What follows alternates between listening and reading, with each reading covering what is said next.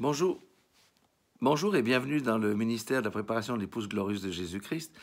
Aujourd'hui, nous allons continuer dans ce que le Seigneur nous révèle à l'occasion de la construction du tabernacle dans le désert, selon les ordres qu'il avait donnés à Moïse. Écoutez ça jusqu'au bout, il y aura des paroles qui seront très dures, qui seront prononcées, mais ce n'est pas moi qui les ai mis dans ma propre bouche, c'est le Saint-Esprit. Allons dans Exode chapitre 35, verset 4. Moïse parla à toute l'assemblée des enfants d'Israël et dit « Voici ce que l'Éternel a ordonné. Prenez sur ce qui vous appartient une offrande pour l'Éternel. » Amen. Le Seigneur a donné un ordre parce que pourquoi ?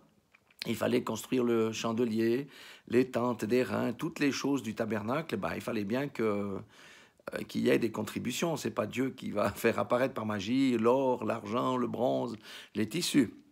Et il dit au verset 5, deuxième partie, « Tout homme dont le cœur est bien disposé apportera en offrande à l'Éternel de l'or, de l'argent et de l'airain, des étoffes teintes en bleu, en pourpre et en cramoisi, du fin lin et du poil de chèvre, des peaux de bélier teintes en rouge et des peaux de dauphin. » Waouh! Du bois d'acacia, de l'huile pour le chandelier, des aromates pour l'huile d'onction et pour le parfum odoriférant, des pierres d'onyx et d'autres pierres pour la garniture de l'éphod et du pectoral. Que tous ceux d'entre vous qui ont de l'habileté viennent et exécutent tout ce que l'Éternel a ordonné. Amen. C'est-à-dire la tente, le tabernacle, sa tente, sa couverture, etc. Et au verset 21, il dit encore quelque chose. Tous ceux qui furent entraînés par le cœur et animés de bonne volonté vinrent et apportèrent une offrande à l'Éternel pour l'œuvre de la tente d'assignation, pour tout son service, etc. Amen. Donc, ici, il y a quelques principes que le Seigneur nous montre et qui sont encore valables aujourd'hui en 2020. On verra ça en deuxième partie.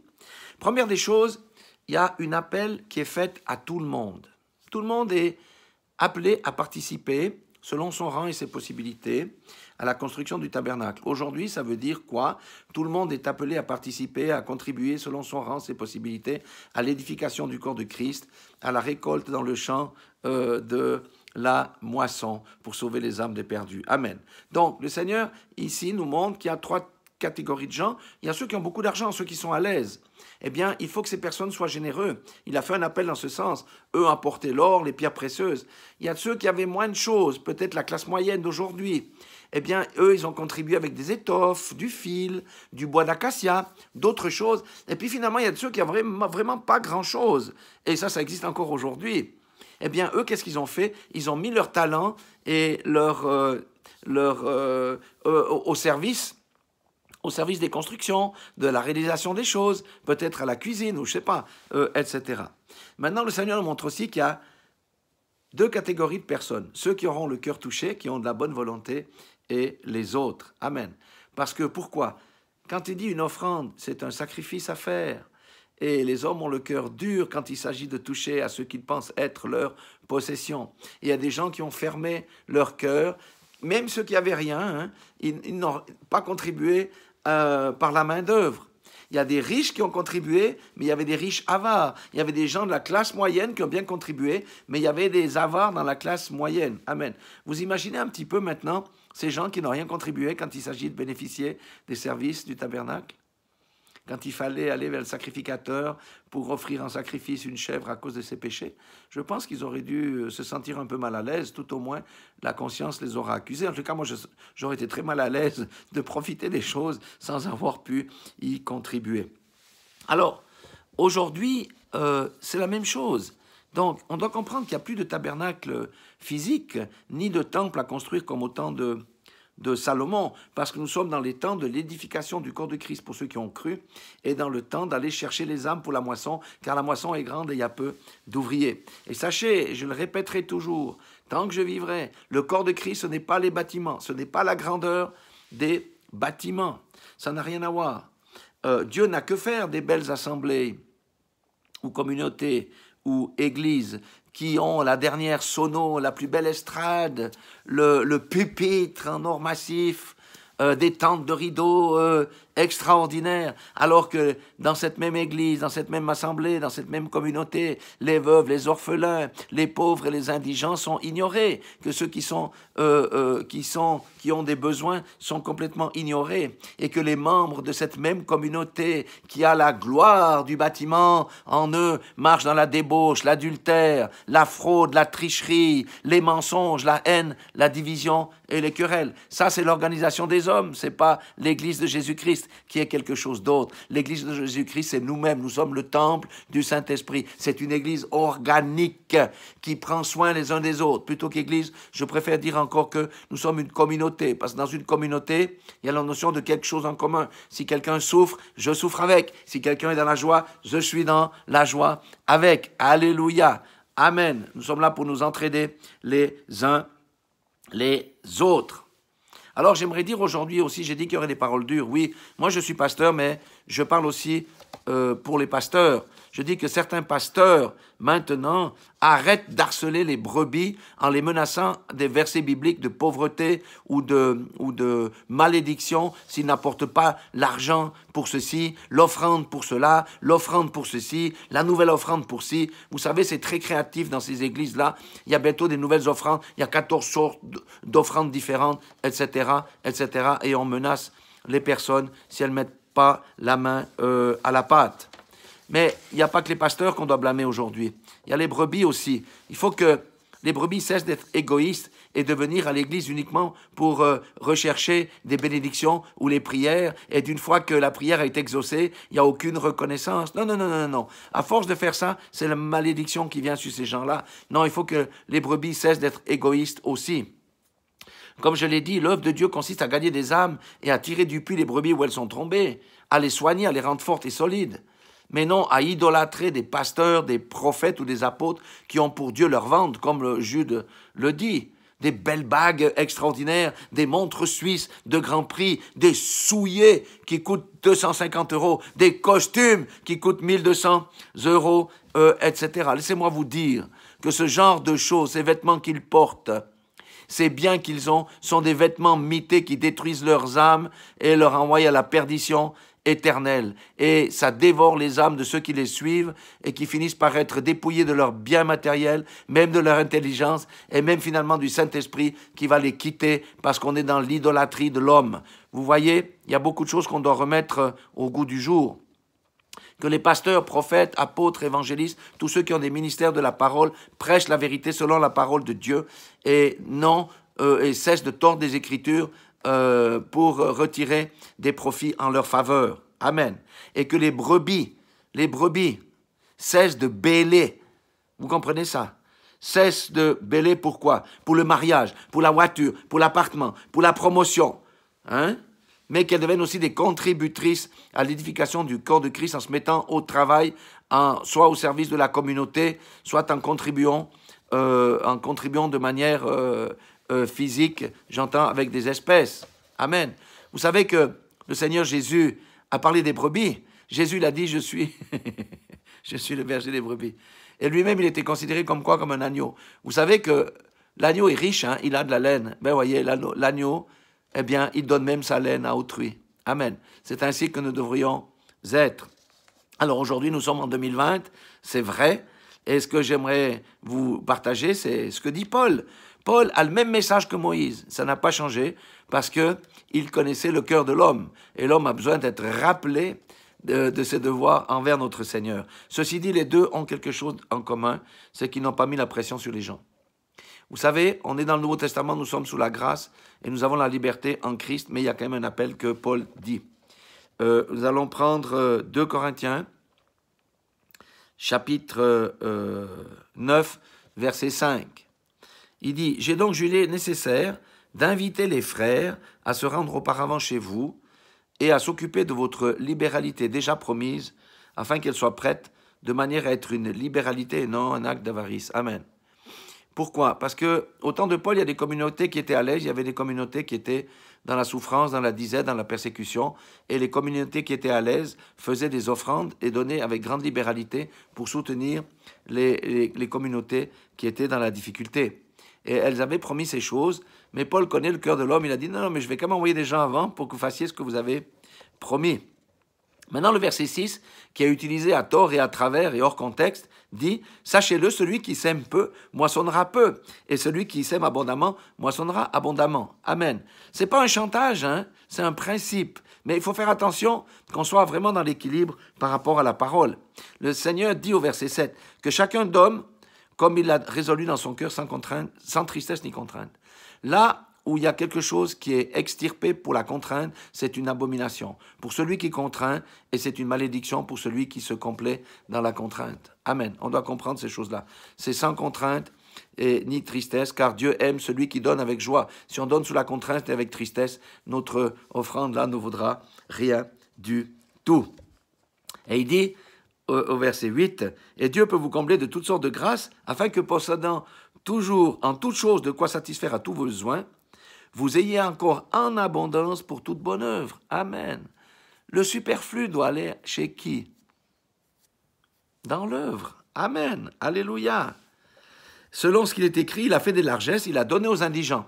Regardez, c'est grâce aux libéralités que les indigents vont recevoir quelque chose. L'homme a fait le riche et le pauvre pour qu'ils se rencontrent. Le riche pour qu'il donne de son surplus et le pauvre qu'il puisse glorifier Dieu parce qu'on lui a montré de la déférence et de l'attention. Amen. Alléluia. Donc, vous voyez que Dieu fait des tas de choses. Il attend que, aujourd'hui, dans les temps où lesquels nous sommes, nous soyons généreux. Comme on a vu dans l'Ancien Testament, pas forcément qu'avec l'argent. Ceux qui n'ont pas d'argent ne peuvent pas aller donner de l'argent, mais ils peuvent consacrer du temps, ils peuvent faire différentes bonnes œuvres au service de la communauté. Un deuxième verset que j'aimerais lire, c'est 2 Corinthiens 8, 12. Et ça, c'est un verset qui est vraiment merveilleux, mais il y a des choses qui me font bondir aussi, que j'aimerais partager. 2 Corinthiens 8, 12 déclare ceci: « La bonne volonté, quand elle existe, est agréable en raison de ce qu'elle peut avoir à sa disposition et non de ce qu'elle n'a pas. » Qu'est-ce que ça veut dire? Il faut lire le verset 13. La révélation, elle est claire. Car il s'agit non de vous exposer à la détresse pour soulager les autres. Ça veut dire un chrétien, un disciple ne va pas s'endetter pour soulager les autres. Et j'aimerais vous dire, c'est là que les plus grandes arnaques que je peux voir ici, en tout cas en Suisse, il y a des gens qui s'endettent, je dis bien qui s'endettent, avec des leasings qui coûtent très cher pour offrir des grandes voitures neuves à leurs prophètes. La Bible dit que c'est une malédiction, ça. On ne s'endette pas, parce que quand on donne ce qu'on a, on ne donne pas ce qu'on n'a pas. On ne s'endette pas. Et qu'est-ce que ça cache là derrière? C'est de l'idolâtrie. Comprenez bien ça. Parce que ça, c'est le m'as-tu vu. D'accord? S'endetter pour offrir une voiture de luxe, que ça soit un pasteur, etc., c'est de l'idolâtrie de l'homme. Par contre, je suis pour qu'on donne des voitures aux véritables hommes de Dieu qui sont dans le besoin, parce qu'ils marchent à pied, parce qu'ils ne sont pas soutenus dans l'œuvre. Oui, mais pour autant qu'on ait les moyens d'offrir la voiture. Amen. On peut se cotiser pour offrir une voiture, mais pourquoi s'endetter pour offrir des costards, pour offrir des voyages, etc. Ça, c'est la manipulation diabolique. Et ce genre d'offrande est une abomination et une mauvaise honneur devant l'Éternel. Alors ici, il dit, verset 14, « Mais de suivre une règle d'égalité, parce que le corps de Christ est quelque chose de dynamique. Dans la circonstance présente, vos superflus pourvoira à leurs besoins, afin que leur superflu pourvoie pareillement au vôtre, en sorte qu'il y ait égalité. Parce que si je suis généreux, un jour je peux être dans le besoin, eh bien la générosité que j'ai eue me reviendra. Amen. Alléluia. Verset 15, selon ce qu'il est écrit, celui qui avait ramassé beaucoup n'avait rien de trop, et celui qui avait ramassé peu n'en manquait pas. Amen. Il y a une réciprocité. On doit apprendre à être généreux les uns envers les autres, particulièrement aussi avec les serviteurs de Dieu qui se lèvent la nuit, qui prient, et puis quand il y a l'exaucement des prières, on zappe, on tourne les talons, il n'y a pas d'action de grâce, il n'y a rien du tout. Amen. Vous savez, le Seigneur nous reprend les pasteurs, pareil que les pasteurs, les apôtres, les prophètes, mais aussi les brebis. Vous voyez, ce que dit Paul, c'est la même chose que Moïse, il n'y a pas de différence. L'homme ne change pas, il a besoin d'être rappelé des principes du royaume, surtout dans les temps de vanité dans lesquels nous vivons. Si je m'adresse à mes frères africains où je me rends souvent, beaucoup n'ont jamais rien à donner à l'Église, à l'assemblée ou à la communauté, ils sont toujours fauchés. Mais quand vient le mariage du tonton, de l'oncle ou du cousin, alors là, des robes somptueuses, des costards tirés à 4 épingles, des souliers d'une beauté extraordinaire. On est sur le 31, on est comme le pan, voilà, les femmes s'exhibent, les hommes s'exhibent, moi je suis quelqu'un. Et quand la fête est finie, tout est beau, tout brille, mais quand la fête est finie, il faut retourner dans le sous-quartier en enlevant ses chaussures pour éviter de les tremper dans les flaques et dans la boue à cause de la pluie. Non, Seigneur Dieu Tout-Puissant, mais écoutez, peuple de Dieu, vanité des vanités. Alors, vous savez, là c'est pour l'Afrique parce qu'on est bien la para. Mais l'Europe n'est pas mieux, je vais vous parler d'Europe, et en particulier de la Suisse où je vis. Hein. Vous savez, en Suisse, la personne considère que l'argent est à lui, que ses biens sont en lui. Pourquoi? Parce qu'il les a acquis durement avec à la sueur de son front. Il y a 10 ans, j'étais dans le nord de la France où le Seigneur m'avait inspiré. Parce que le pasteur là-bas, vraiment, personne ne le soutenait. Personne ne le soutenait. Il était dans la disette avec sa femme, c'était terrible. Et le Seigneur m'a conduit sous l'onction à dire à toute l'Église, écoutez ceci. Ma voiture, mon travail, ma télévision, mon scooter, ma guitare, mon costard, ma montre, mon iPhone, mon argent, ma fortune, maman. Vous savez, en Europe, le Dieu qui domine dans le milieu chrétien aussi, c'est Mammon. Amen. Comme j'ai dit, il y a 2 types de chrétiens. Il y a ceux qui suivent Mammon, qui ferment leur cœur, qui sont des avares, mais qui dépérissent spirituellement. Et il y a ceux qui sont de bonne volonté. Quel genre de personnes voulons-nous être? Amen. Alléluia. Nous devons comprendre que nous vivons dans un monde de consommation où c'est le mas-tu-vu qui prime, alors que les âmes sont dans la disette, dans les confins de l'Afrique, où on n'a même pas d'argent pour envoyer des évangélistes, des frères et des sœurs, pour aller prêcher à des personnes qui n'ont jamais entendu l'évangile et qui ne savent même pas lire. C'est une véritable honte que cette débauche d'argent dans les choses inutiles.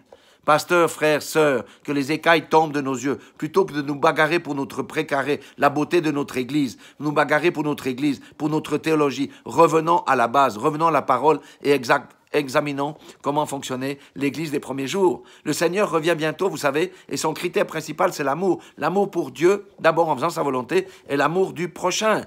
Le Seigneur regarde au cœur, pas à l'apparat. Le cœur, c'est l'intérieur, pas à l'apparat extérieur. Soyons comme des bons Samaritains. Amen. Pasteurs, frères, sœurs, réformons nos voies et soyons des pasteurs, des frères et sœurs de bonne volonté qui œuvrent avec joie dans le jardin du Seigneur et qui contribuent avec joie au salut des âmes et à la restauration des cœurs brisés. Voilà, j'ai pas été trop long, mais en tous les cas, que chacun médite, que chacun réfléchisse, que chacun revoie sa position. Soyez tous bénis dans le nom puissant de Jésus-Christ.